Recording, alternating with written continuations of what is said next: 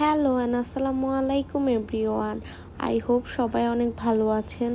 সবাইকে ওয়েলকাম করছি আমার নিউ ব্লগটি একদমই নিউ, কালকেরই ব্লগ, স্যাটারডে ব্লগ।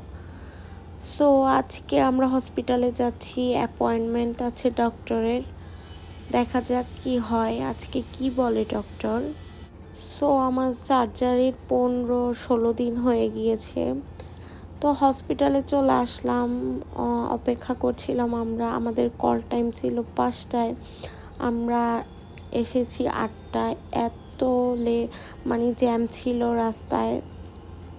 যাই হোক, সব কিছু শেষ করলাম। সেলাই কাটলো, ডক্টর বলল যে ভালো আছে আলহামদুলিল্লাহ। এখন আমাকে বলেছে হাঁটার জন্য, হাঁটতে হবে, মনে অনেক সাহস রাখতে হবে। ইনশাল্লাহ সব ঠিক হয়ে যাবে আল্লাহ চাইলে। দেন আমরা চলে গেলাম সেলরে।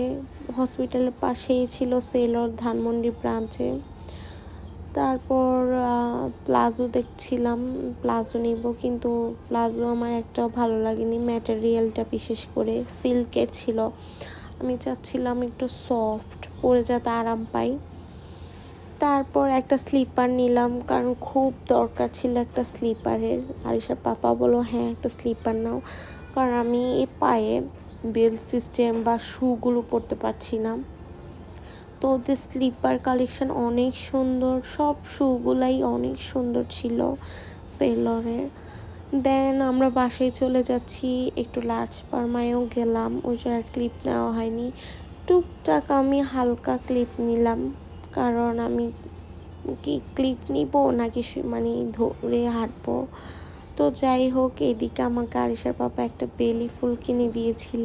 গাড়িতে ওঠার সময় একটা লোক বলছিল ফুল নেন, দেন আরিশার বাবা একটা ফুল কিনে দিল। আমার মনটা আরও ভালো হয়ে গেল, কারণ মনটা ভীষণ খারাপ ছিল।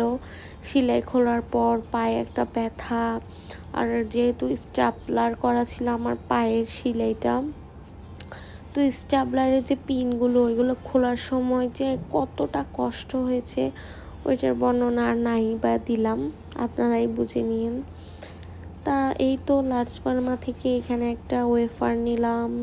ইদানিং ওয়েফার আমার এত পছন্দ, যারা নাকি আমার ব্লগ রেগুলার দেখবেন যে আমি অনেক ওয়েফার কিনি। তারপর আরিশাও কিন্তু লাইক করে। আর এখানে ছিল লিপ জেল। আর তো সেলোর থেকে যা যা কিনলাম, আরিশার পাপা কিনলো একটা প্যান্ট, আর হচ্ছে আমার স্লিপার।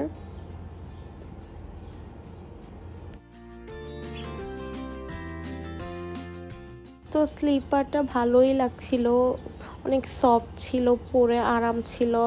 আর আমি জুতা কেনার সময় সবসময় এটাই খেয়াল করি যে পরে আরাম লাগে কিনা। আর এতগুলো ওষুধ দিল। সো আজকের ভিডিও এ পর্যন্তই। সবাই ভালো থাকবেন, আমার জন্য দোয়া করবেন। আল্লাহ হাফেজ।